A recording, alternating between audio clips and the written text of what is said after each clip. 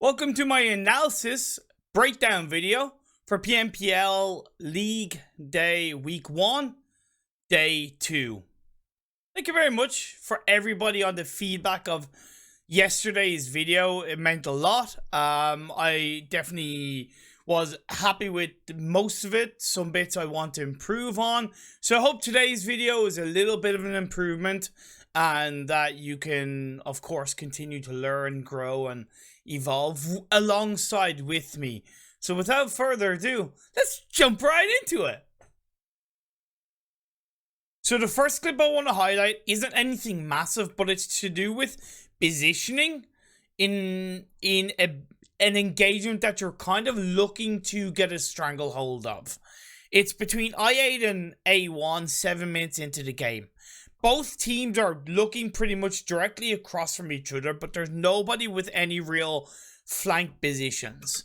So as we play through this video, you see that Crypto's cooking up a nade onto Jax. Sinister is now joining up. Jax gets knocked. Firstly, that's a bit of a poor position from Jax when you're relying on the side of the wall. We always talk about it.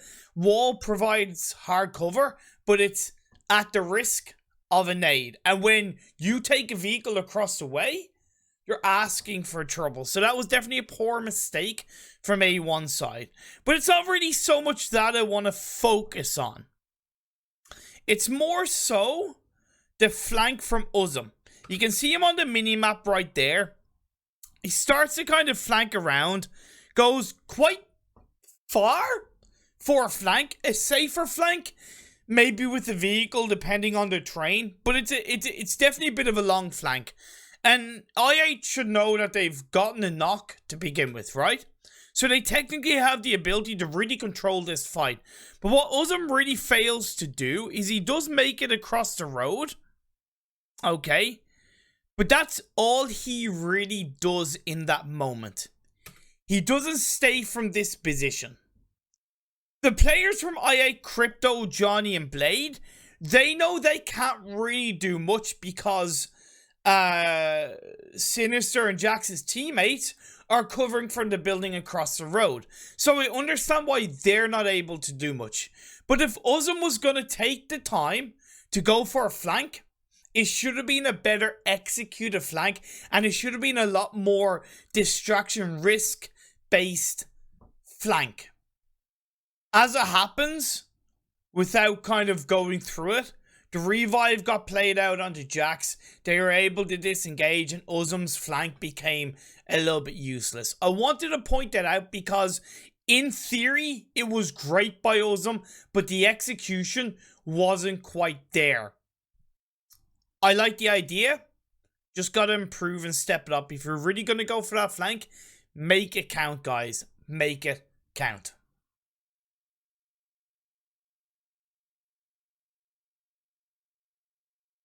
This next clip that I want to touch upon is Venom and how they do a wonderful job of dealing with DRS.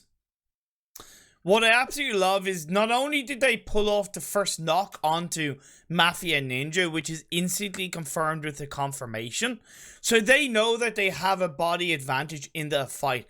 Also, because they've been there for a while, they also know of another team that's a little bit more up north. So they're in a bit of a precarious position. So what they do is they look to really utilize the angles they have to their advantage without committing the whole squad to the fight. And you might be thinking, well, why wouldn't you commit the whole squad to the fight? You're the blue zone of phase 4. You got to be aware of potential third parties. As I said, they know there's a team up north. So their ability to maneuver around to the side, to the left or to the right, between the blue zone and the team a little bit up north is very limited. So there's no point in having the full team squashed together. So instead they have one player onto the right, still supporting them, but he's also able to look in other directions. And as we play through this, they're able to use the utility to pinch at the blue zone and an already executed kill to push DRS around and put them under more pressure. They know they can take a little bit more of their time. Steel Shot gets another fantastic knock into AJ. A molly gets thrown out, a second knock comes through, which they should be absolutely certain that there's only one player left. So what do? They push on it. They absolutely push on it. And instantly that squad wipe from Venom was fantastic. And all the while, their fourth player is still where he was, scouting, getting information, preparing for phase 5. So just to highlight that engagement from Venom, the defense was perfectly played from them. This next clip I need to talk about is between Raw and Stalwart Esports. Now, for all things considered, as much as Joker brings an insane amount of experience, as does blah blah blah, to the Raw lineup, this was definitely an inexperienced mistake. However, a common one that we see. Joker had gotten the first knock on the Pika, which is great, and you could tell that he initially looked to get back into the vehicle and take advantage of that. But a knock had been pulled out onto one of the Raw players by Stalwart, okay? So Raw, what do? Not only does blah blah blah stay close by to the player that's just got knocked, which is instantly a bad idea. You're better off just separating as much as possible, not looking to go for the revive, because again, nades, utility, super important. But then Joker makes an even bigger mistake of driving his vehicle close by with absolutely no real backline support, no real flank position. It's the exact same place. So what does Apex do? I believe he throws out a nade, if I'm not mistaken. I don't know if it was a nade or a smoke, but Joker starts to get put under pressure, and at this point, Sada is getting the revive and the blah blah blah, which is just, no, you don't do that. You've already lost part of the team fight. Going for the revive is only really opening your opponents up to surround and really take down every single player. Joker gets knocked, and then you see the rest of Raw players get taken out. I don't know exactly what happens there, but then blah blah blah, Sada is healed up, but it's still 2v3. There you go, they're taken out. All the while, I might add, up until that very last second, Pika was still down on the knees. Stalwart prioritized the team fight because of the double knock that they got, instead of Raw prioritizing the team fight and looking for a flank position to try and shut down and counter Stalwart.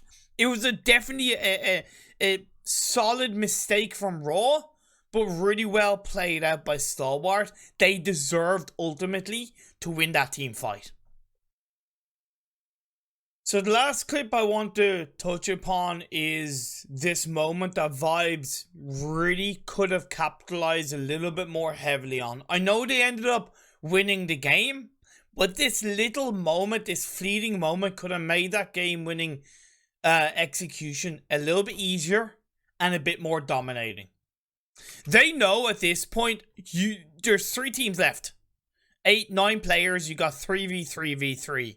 Now, one of the Vibes players is knocked down, so that's okay. I understand them getting the revive onto that third player.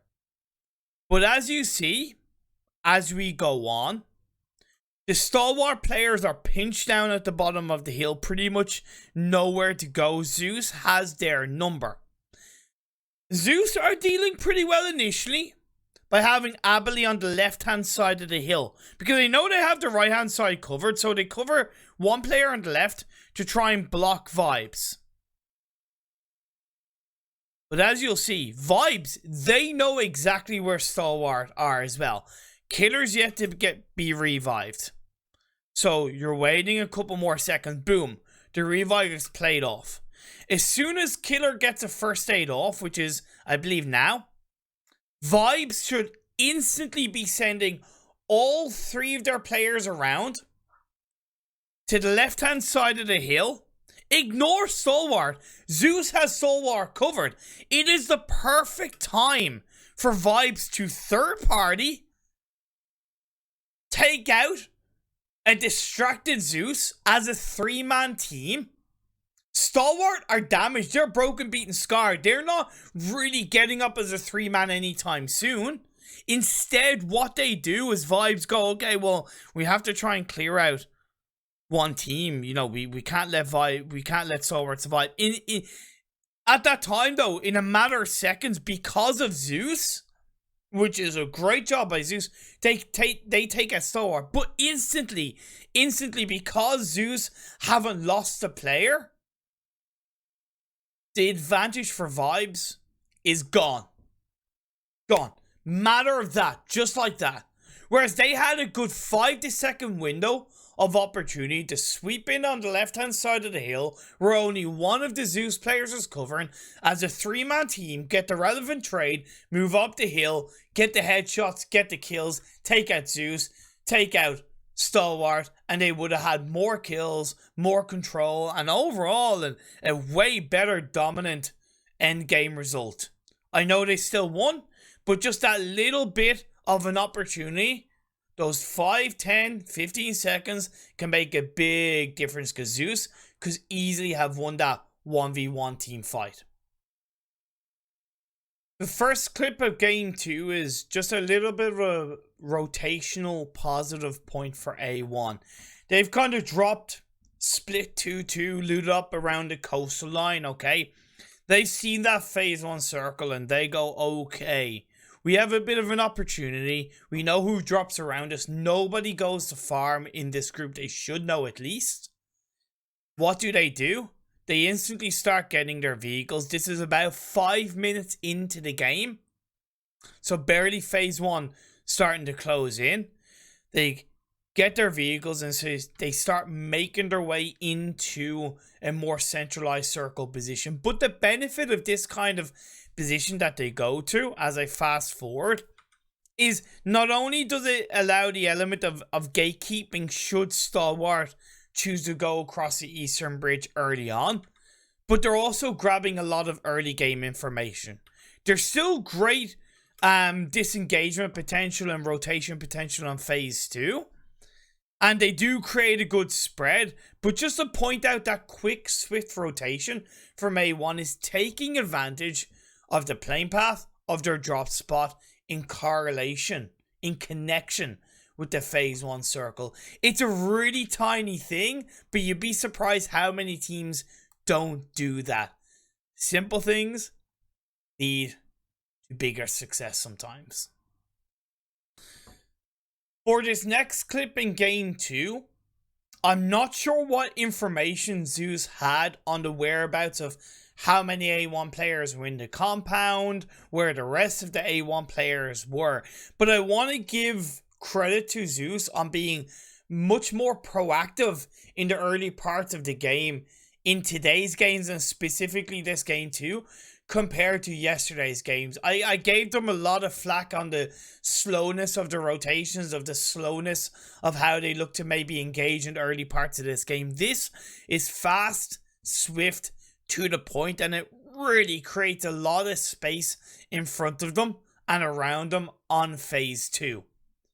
So they crash into this compound. Dante from A1 is the only one there. The rest of A1 are doing their best to throw supporting fire, and I gotta give credit to A1. They don't full send it across, because I think they realize that at this stage, either Dante gets a kill or he dies. Either way, we're left with 3. It's too late to send players across. We just gotta cut our losses.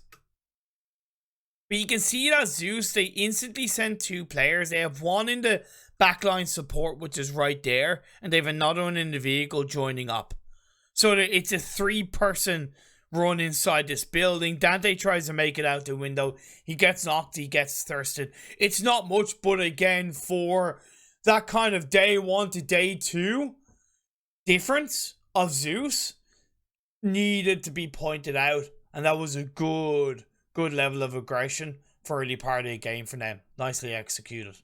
This next clip is really one of the first times I've kind of seen, at least in this PMPL South Asia, an absolutely fantastic rotation based on the circle shift and what kind of information they gathered. It is trained to kill. So they've been positioned on the western side of prison on the previous phase. The circle shifts and it goes pretty hard to the west. They should know, they do know, that if they try and full send it kind of straight in via that line right there, they're going to come across 1, 2, maybe 3 teams, right? So what do? They do the classic, yet often missed, long ball rotation across the edge of the circle. So what they're doing is they're staying out of action while still getting information and looking for their opening into the northern side of the circle. And what's more important is they do it outside of Gurkha. They do it as a 3-man team, all in separate vehicles. It is so well played out. Yes, it's benefited by the fact that DRS go for a little bit more of a straightforward rotation into a deeper part of the circle, and they get kind of in a little bit in contact with Raw. But just train to kills rotation, the second I saw that, I was like, hallelujah, thank you for pulling out an automatically intelligent rotation based on your information, the circle shift, and common sense. It's often missed, but it's always so easy. Point out. Well done, train to kill. This next clip is A1 taking advantage of the ultimate opportunistic moment. And I feel sorry for 7Cs because they done a great job of really taking out Zeus super quickly. But if you look on the minimap, A1 are already in their vehicles, right? They're waiting until kind of the later parts of the circle to close in because it makes sense to them in that moment and they've gathered the information required and they've seen what's happened. So what do? They go, okay, well, 7Cs are broken, they're beaten, they're kind of scarred. They might not know exactly how many of the 7Cs players are knocked down, but I'm pretty sure they'll have tracked enough to seen at least one player get knocked, and that's the case right now. Sinister confirms that kill. Jax does go a little bit to the side of the building, which is risky in itself, but Sinister automatically starts to cook up the nades. And so does Jax. And 7Cs knows that they can't really do much in this moment. Fear gets knocked. RX, Jax, and Sinister, they take the opportunity to push together. 6ix9ine is holding out from behind, giving them a level of cover. He comes in with a beautiful nade. I believe that's the actual squad wipe onto 7Cs. No, there's one more player left. My apologies. They push in, and that is played out by A1 to a T. So it's that opportunistic moment, waiting a little bit later to push into the circle at the right time and pulling it out of the bag. Nice one, A1. If they had pulled that too early, if they had pulled that out too early, they could have been the ones being third party by Zeus. Can't always control that, but when you do and you make the right call, I'm going to be the one to point it out. Nice one. The next clip is I8 Redemption. Gave them a lot of flack yesterday on what was some really poor teamwork in yesterday's games. But by God, did they look like a brand new team today. And this fight against R3D is a big example of this. Phase 6 has come out. They're away from the circle. They know they have to take the fight to R3D. So what do? They start throwing out the utility. See, one nade. Another nade goes out. Another nade goes out. I respect the fact that R3D are somewhat separated. They're not really super bunched together. They're doing as much as they can to stay together while staying separated. But I8, the way they react to this knock as well. Uzum pushes forward. Another nade from Crypto. Is it? Yeah, another nade from Crypto. Is big, big, big plus. Blade takes a bit of damage and he does scale it back a bit. Crypto gets knocked. But Johnny is the main man of the moment in this case. Because instead of stopping to get the revive like some teams would. Johnny's like, no, Uzum's push forward. I have to commit. It has to be that two-man push. Joker gets knocked. Johnny goes in the buggy, creates a distraction. R3D are trying to frantically to go for the revive, but they've realized that they've got nowhere to run. Hassan is now left on his own. Uzum gets knocked, but it doesn't matter. It doesn't matter. They keep their composure, and it's Johnny, the man, the moment, the legend, to absolutely nail it out of the bag. I8, that engagement based on Crypto's entry nades to get that double knock was really good teamwork from I8, and it's exactly what they needed to do in phase 6. When the circle shifts away like that in phase 5, phase 6, you just gotta go for the kills. You gotta go for the kills, the higher placement points, do what you can do, and that was nicely done by I8. The first clip of Game 3 is just to real quickly highlight Venom's ability to control the early parts of the game when they have a really strong position in the circle.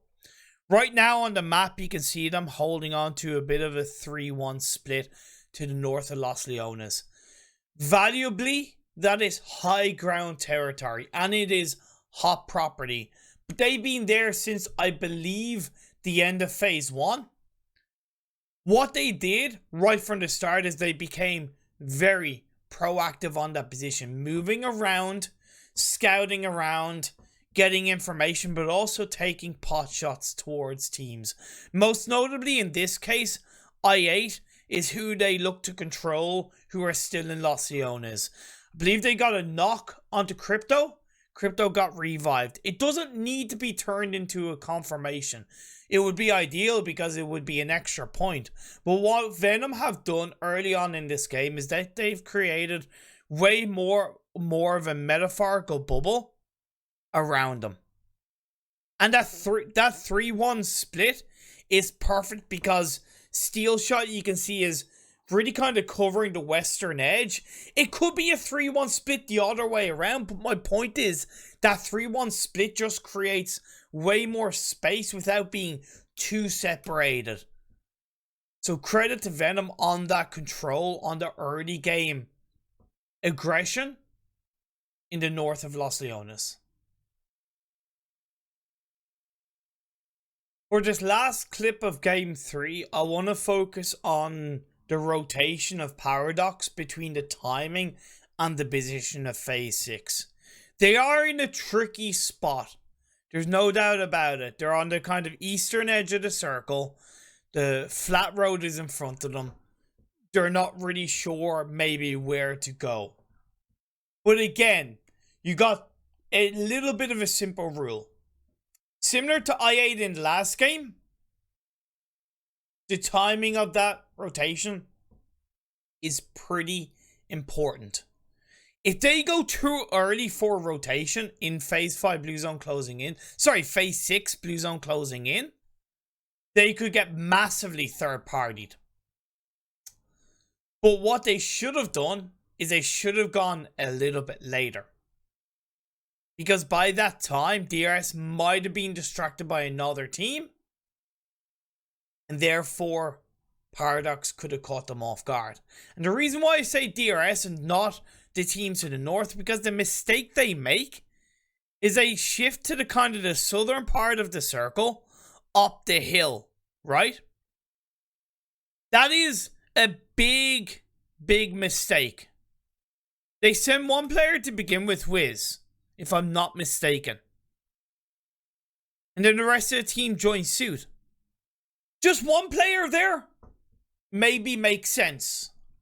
But by that point, they should already have a little bit of an idea. They should already have a relevant amount of information on how many teams are up the hill and how many teams are down the hill. But whether or not there's 5 teams downhill and 5 teams uphill, whether or not that's the case, in Phase 6, you gotta go for the position where you're able to focus a lot more heavily on one fight at a time. Whereas being on the uphill, you'll see as this kind of goes on, you have the fight between Venom and Seal, and that's one thing. I'll fast forward. Wiz gets taken out, okay, because you see that on your feed. And actually, this is the typical example, right? Wiz is on the high ground. He gets knocked by DRS. Why? Because DRS have the low ground dip. They're able to peek up and shoot from the low ground to the high ground. So the teams on the high ground are already screwed. And Paradox actively choose, for some reason, to take the high ground position. And even then, it's kind of not even the best of positions to be in on the high ground. Whereas if they had a full center as a full team onto the low ground, I'm not saying that they would have won against DRS, but let's be straight up fair. They would have been able to focus on that one team, on that one team alone, as opposed to thinking about where Venom, Seal, and being third-partied by DRS. So you just gotta think, okay, take that risk, commit to that one side and go for it. That low ground, it might not have suited the next circle, but when you're that late stage into the game, you can't really think too far ahead. You gotta think a little bit more directly ahead in front of you and what's best for the next 20 to 30 seconds. So what was best for the next 20 and 30 seconds for Paradox when they started to move on the blue zone closing in of phase 6 was take the fight on the low ground against DRS. For the first clip of the 4th game, I'm going to focus on A1 and how, especially compared to yesterday, and they had a very good game this game, so they might be featured more than once, but it's for justifiable reasons. How they realistically moved with purpose right from the start of the game. So this is about 7 minutes in. They're around that kind of coastline position. They have one player pushed up. Future Station are kind of set up in a compound. And you'll see as I play out the clip, they send the full team up on top of the hill. Again, Sinister has pushed there already. He's started to get information. He cooks up a grenade straight out just to kind of send a little bit of a message. I think that was a bit of a... No, it wasn't bum nade. I think it was a bum nade. A bit of a mistake from him. He must have released it, so he had to backtrack. But he threw out another one, so he didn't get phased by it.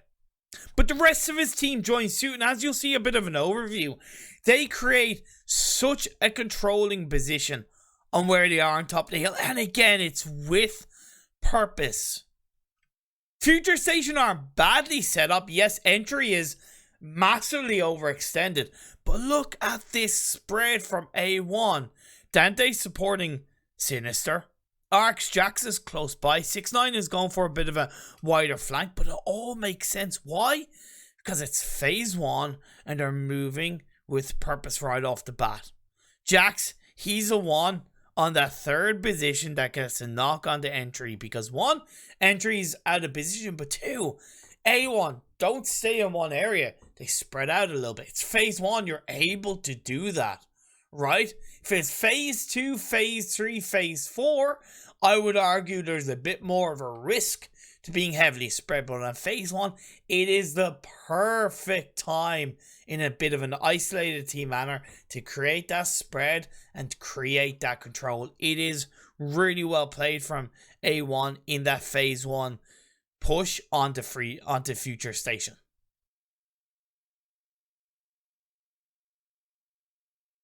This next clip is a bit of a weird one, and at the time I was frustratingly left scratching my head and wondering, what the hell? Why isn't there any support? And Inky from Seal9 is doing a wonderful job. He's been here by the chopsticks area for a good minute and a half, along with Raw. Raw start to look for the engagement, which is definitely great. But Inky does a fantastic job of holding back Raw on his own. But you gotta look, 2 of his teammates, Monk and Amra, are close by. His 3rd teammate, Senor, he's driving. I don't know where he's driving from. The blue zone of phase 3 is closing in. It's still that time in the game where you can really kind of take a little bit more of an isolated fight, and there's much less chance of you getting third-partied, especially around chopsticks. But Inky just pretty much Inky gets absolutely no support from the rest of his team. They're looking in his direction. They're looking to shoot. But by that moment, Inky gets overwhelmed. He gets knocked by blah, blah, blah. And I'm wondering, what are S9 doing? What are Steel 9 doing? Yes, Senor has driven into the circle. Where's the control? Where's the proactivity? Where's the aggression? S9. Again, Inky did a great job of holding back Raw. There should have been a lot more team support. I would really love to see that fixed. This next clip is I8 unfortunately losing their connection as a two-man team, which shouldn't be happening at all. They've done a great job of defending this compound from Stalwart for about a minute and a half, to the point where you don't see it, but Stalwart are down to 2 players. I believe it's Apex. You can see Pika, who's inside the warehouse. Crypto had been kind of looting up the boxes of their opponents by the side of the warehouse, by the wall there. He chucks out a nade and he gets a knock onto Apex. Instantly, Uzum should be thinking, and Crypto should be saying, I've gotten a knock. Join me. We'll go for the squad wipe, because again, it's just a knock. Unless it's an absolute straight up kill, there's still at least one more player left from that team. But Uzum doesn't join up. And Crypto, you can see as we play this clip, I'll pause it for a sec. It's Top actually that's inside there. Crypto does cook up a second nade, and he knows that the last player Stalwart is in there. But again, where is Uzum? Even if he goes around the other side of the warehouse, he could really help Crypto in that moment. Gets absolutely no support. Crypto takes a bit of damage. He gets knocked, and Uzum is scratching his arse over there. What is he doing? You either engage as a team, or you don't engage at all. If Crypto had have completely disengaged around that warehouse and left Apex being knocked and have maybe focused on the next phase with Uzum, that would have been great. Or if Uzum had joined Crypto and they had lost the fight, not ideal, but I still would have respected it, and I would have looked at it and gone, that's great, you played as a team. But when I see that disconnect for absolutely no reason, and I mean absolutely no reason at all, I go, what is this? It's tough, but that's the way it is, and that kind of thing cannot happen. For this last clip of Game 4, it's not so much of a it should have been done better, but I do want to provide a little bit of a different perspective that could have been pulled out and might have resulted in a bit of a stronger result for A1. At this point in the game, they're in the top 5, they got 7 kills, and they're doing a great job of controlling the hillside to the north of Ferry Pier. Really, a lot of credit throughout that game for A1. And they still have 3 players up. But at this point, they're on phase 6 blue zone closing in. They know that Deadeye's guys are down the hill, or at least one team is down the hill.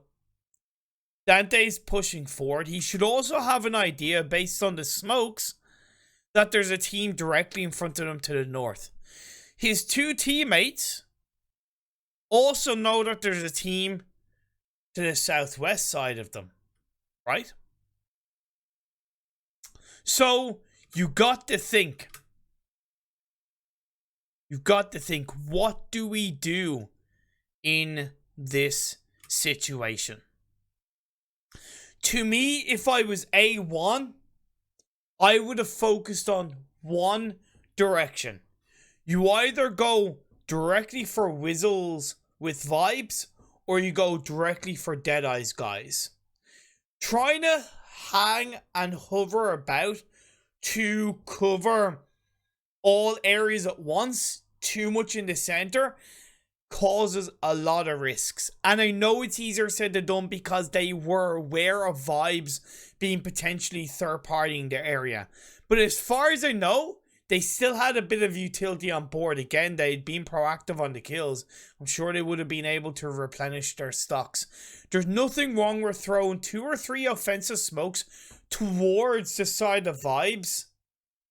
Block their sightlines a little bit more so that you have more time to execute one direction, one team at a time.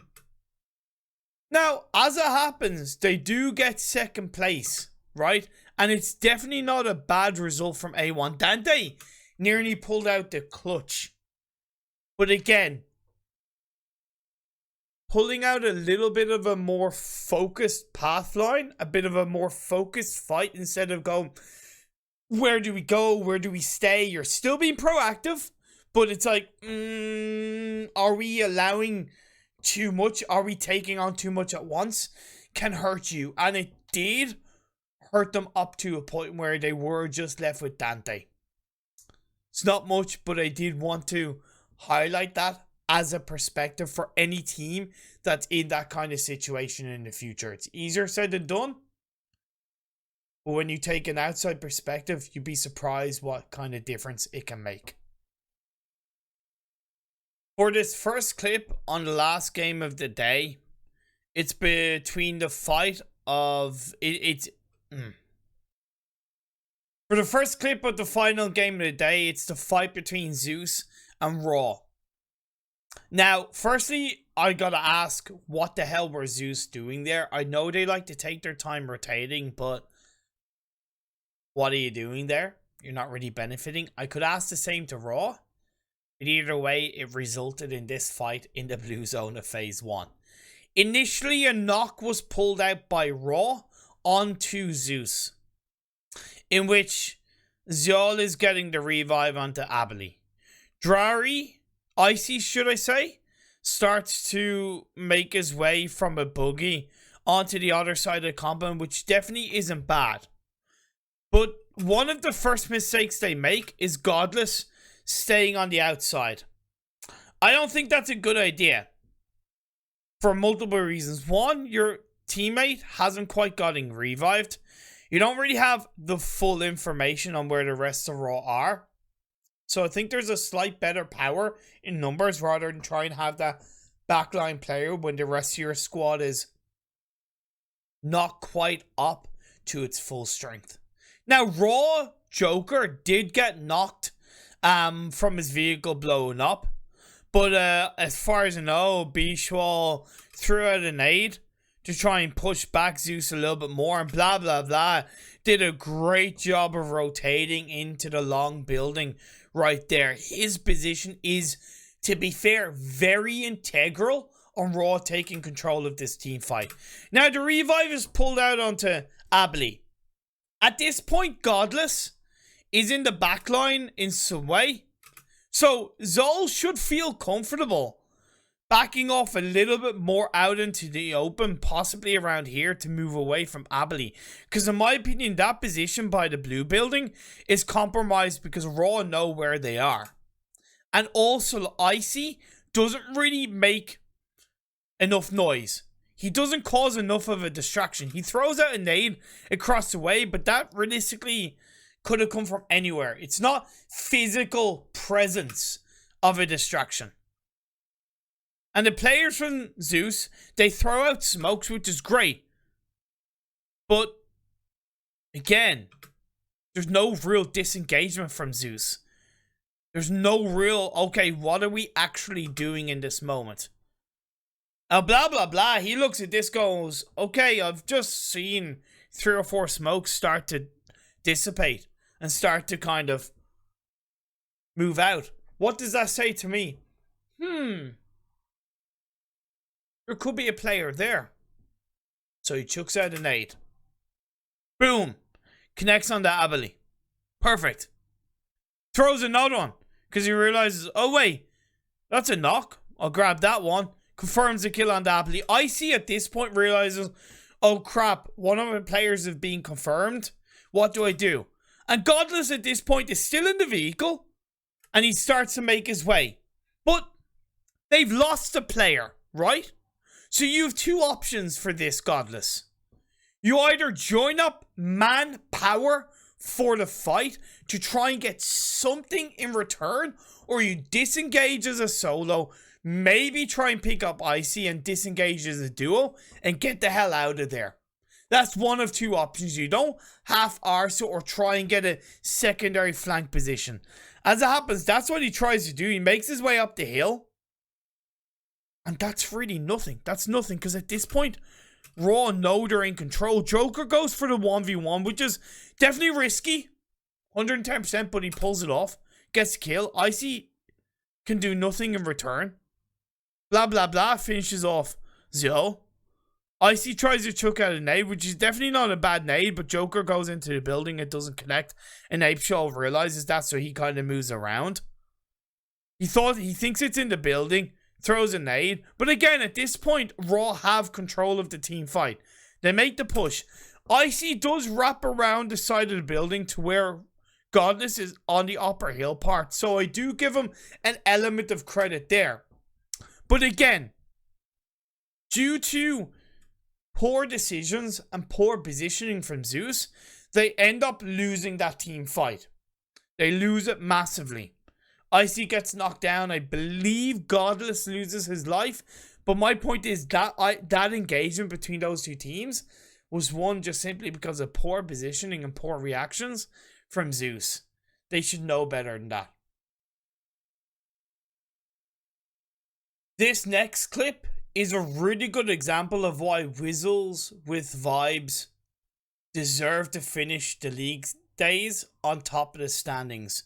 They were coming in from outside of the circle, from kind of in between the blue and the edge of circle, onto the northern edge. And this control and aggression and proactivity is absolutely fantastic. It starts with them getting close to the edge of the circle, but starting to do some scouting.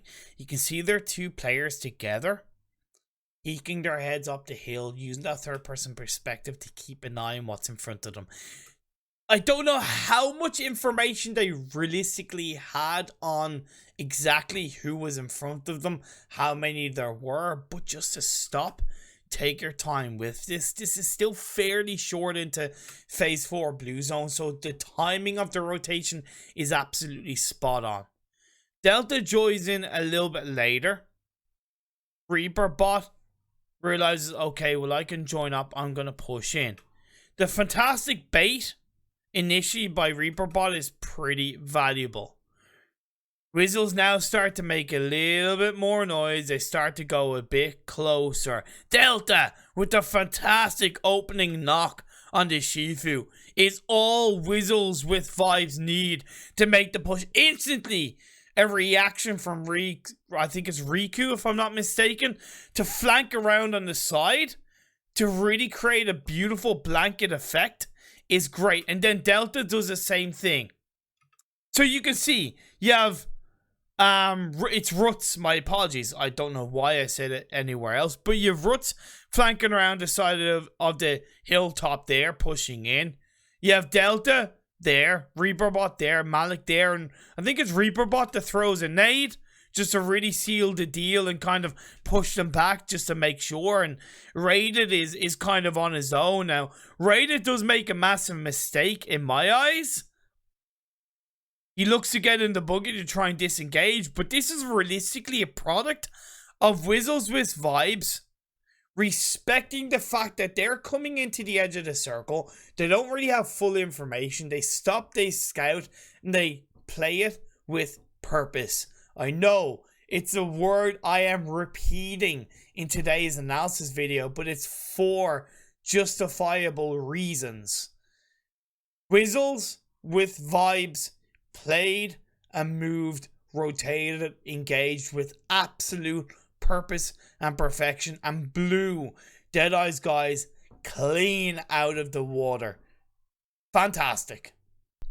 Okay, so that's my second analysis video done. I'm making improvements of including timestamps, which you should be able to see. I've done my best to shorten the video, but I don't know if that's the case at this point. I haven't started editing. You'll see the end result. Thank you very much for the support once again. I hope you enjoy it. I'll see you guys soon. Have a good one.